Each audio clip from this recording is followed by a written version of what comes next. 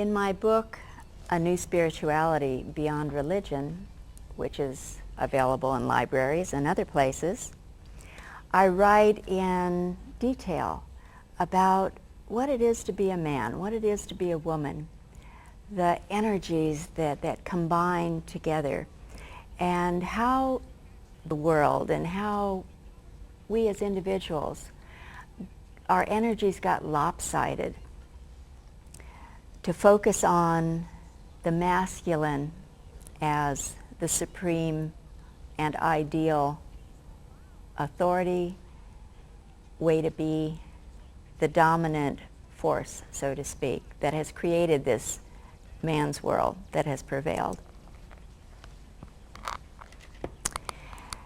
But in the man's world, men have lost as much as women have because it was a chauvinistic perspective of the world, which meant that everything masculine had more value than anything feminine.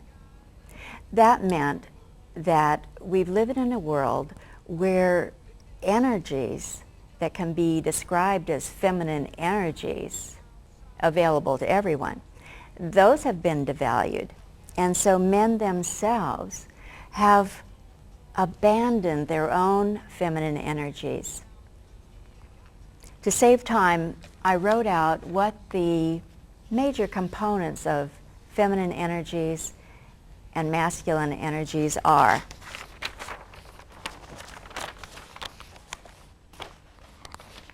Again, these are personal energies that are available and actually to be used by each of us as the not only human beings that we are, but as the spiritual beings that we are. For the feminine energies, beauty, feminine grace, elegance. Beauty meaning the beauty of the emotions known as compassion, love, gratitude, forgiveness, generosity. And masculine energies available to all of us, but in this world that we've created that is a reflection of men as the supreme authority, as the most valuable energy, as the most valuable gender. Masculine energies have been overvalued, but they certainly have their own beauty. Strength and talent are two of the components of masculine energies. A certain masculine grace that those of you who have chosen to be men in this world, in this lifetime, the masculine grace that is inherent within you would be the choice of expression for you as men to find out what that masculine grace is. Grace, that word itself, there's an ease about it.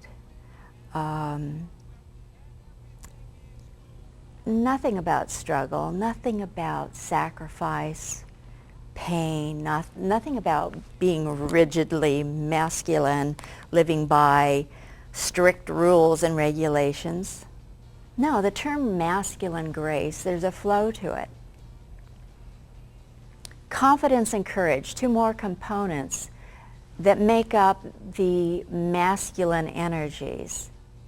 Again, they're within each of us, available to each of us. And masculine energies stand on the platform, shall we say, of authority and permission.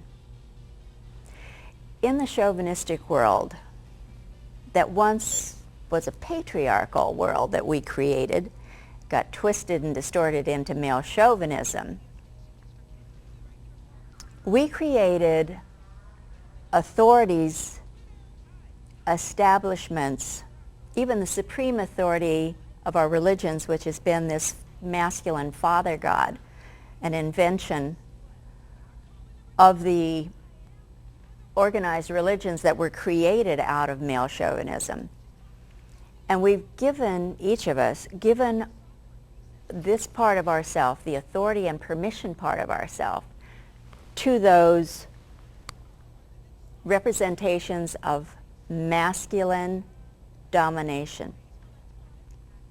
Men as well have abandoned, even though they may in various ways possess these strengths and talents and the masculine grace, confidence and courage. Even men have given their authority and permission in various ways to governments, to religions, to sometimes given them to women and expected women to take care of them. And in this masculine world, in this man's world, because anything feminine was devalued, not only women devalued, but feminine energies devalued. Emotions have been devalued. And it's been seen for a man to really be a man, not supposed to have emotions like compassion, understanding, gratitude, emotions like fear, sorrow, real human emotions that we all have as human beings. Men, even more than women, have been encouraged to suppress those emotions and been the lesser for it. Men have suffered because of that. Men have been, in a sense, gutted. They were supposed to be, you are supposed to be in some cases, a strong picture of what a man is in this man's world, with all the outward attributes, the focus on competition, on comparison, on appearance and performance. That's the chauvinist focus on those activities, those ways of being, without balance and harmony within, balance and harmony of these feminine, masculine energies within. So in the world created by male chauvinism, men have been encouraged to be a picture of a man according to the description of chauvinism, and to abandon the feminine within. Real men don't eat quiche. Well, that's a metaphor for real men don't have compassion, sorrow, empathy, sympathy. Terms have been used over the many years like bleeding heart liberal. That's a way of dismissing these valuable elements of who we are as people, who you are as men, the man you are. Feminine energy, powerful, strong, stands on this platform, and only feminine energy has this, the power to open space. That means create new space, create universes, create new forms, instead of the same old justice system that was established out of male patriarchy and keeps getting repeated in civilization after civilization. The power to create a new kind of justice system. Instead of the old government structures that go back centuries and centuries, that eventually become corrupt, that eventually bring down civilizations, by calling upon our own internal feminine energies, we can open new space for new kinds of governments. Governments that are more balanced between the masculine and feminine attributes. And of course, more balanced in the actual gender of the participants. Because those of us who have chosen to be women have chosen, before we came into the lifetime, to get in touch with and express this part of ourself first and foremost, and then to recognize and acknowledge that we have these internal masculine energies to integrate within ourselves, to bring balance and harmony within ourselves. And likewise, men have chosen to be men in this lifetime so they can first get in touch with these masculine energies and understand the fullness of them. Not the distorted version that chauvinism has given, not those definitions, but the true, deeper meaning of what does it really mean to be a strong man. Does that mean carrying a gun and going into war and killing people? That determines what strength and courage? No. Strength to be who you really are. The courage to speak your truth, even though it may not go along with the rest of the common belief system with the majority. And the masculine energies stand on this power base, the authority and permission. So this is about focusing just on men in this particular half an hour. This is about men taking back the authority and permission from whoever you give this part of yourself to. Taking it back and giving yourself the authority and permission to be the full, balanced and harmonious man that you were intended to be.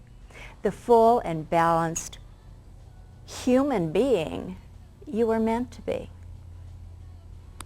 The full and balanced spiritual being that you were meant to be, and that women, of course, were also meant to be. As you go through your life, as each of us goes through our life, the various relationships that we have with people, both men and women, are reflections of how we relate, the beings we are, how we relate to our own internal feminine energies and masculine energies. So to look at the bigger picture in that way, the solution, the way to heal any kind of relationship that isn't working is to look within and to heal our own relationship with our own feminine energies and our own inner masculine energies. Men and women, to take back our power using the feminine to open space. That means to create a new environment so that we can actually have not only new relationships, not only a new kind of life, but a new kind of society and a new kind of world. It's all possible. Feminine energy has the power to open space and the power to create. Integrating the authority and permission that also resides within, taking it back from all those other places and people that we've given our authority and permission to, taking it back and saying, okay, I give myself the authority and permission to integrate these things within. The benefit for men, particularly, will be an inner peace, an inner harmony they've never had before. A kind of compassion, a kind of awareness and forgiveness, generally speaking, they have not had before. If you have compassion for someone who may be very different from you, who may have a whole different set of values, a whole different set of beliefs and a different perspective on the world. But if you have compassion for that person or that group of people, if you have the beautiful energy of allowing, which is part of the feminine energies here of emotions, allowing others to be who they are, well, for yourself, you stand with courage and confidence, using your own strength and talent to be who you are. You're not going to be prone to wanting to go out and dominate that person or that group, trying to make them agree with you, and if they don't, you will punish them, kill them, destroy them. That never worked. How many wars have been fought over the last thousands of years? How many wars are going on right now? Wars that are ideological wars, wars that are called religious wars. They're nothing more than turf wars. They're nothing more than one side trying to dominate and control another side. Because in this man's world, and I mean the chauvinist man's world that we all participated in, it's a world built on domination, control, containment. There can only be one supreme authority in the man's world, and of course that would be male authority. That would be a father god that was invented in each of the organized religions that are a product of male chauvinism. So to understand that the relationships that each of you as men, and of course each of us as women, have in our lives are a reflection back to us of how we personally relate to our own feminine energies, our own masculine energies. And that the healing, the balance and harmony needs to take place within each of us. And each of us have the authority and permission to do that, to make those changes. Each of us have the power to create out of what was, change and grow and create a new life for ourselves, new relationships. So it relates to this balance of feminine and masculine. Now, stepping back even further to get an even bigger picture of what this physical world, what this physical experience is all about. I'm going to use my pad another time.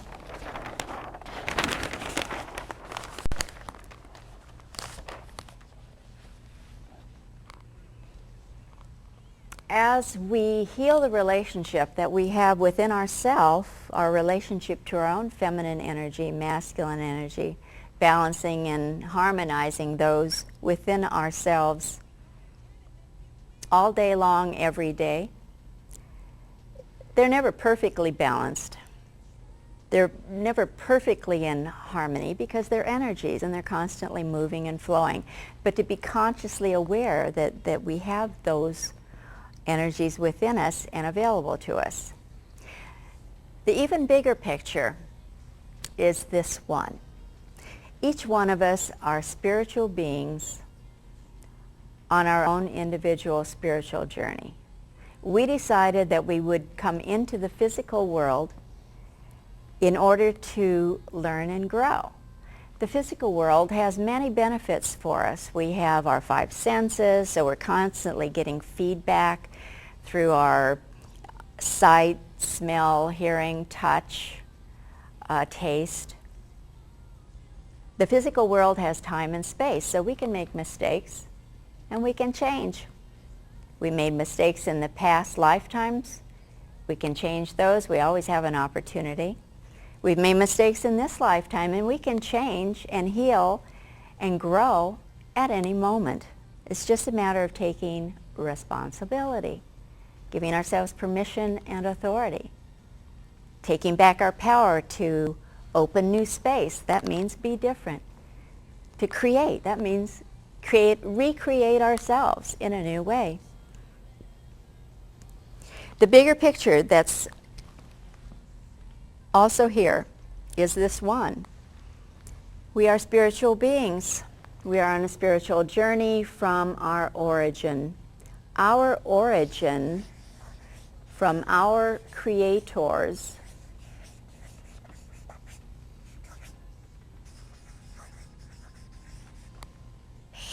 Goddess and God, the creators of all that is.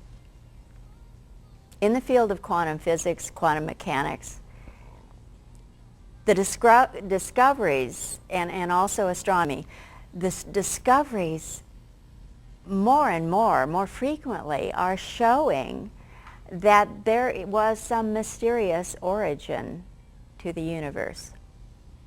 The Big Bang Theory is talked about, and new discoveries reinforce that more and more. Goddess and God came together to create all that is.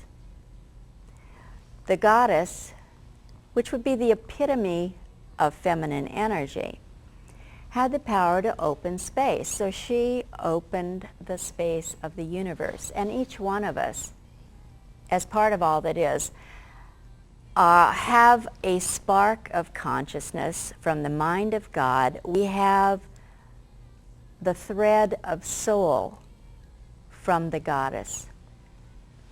So, soul. Each of us have soul and spirit.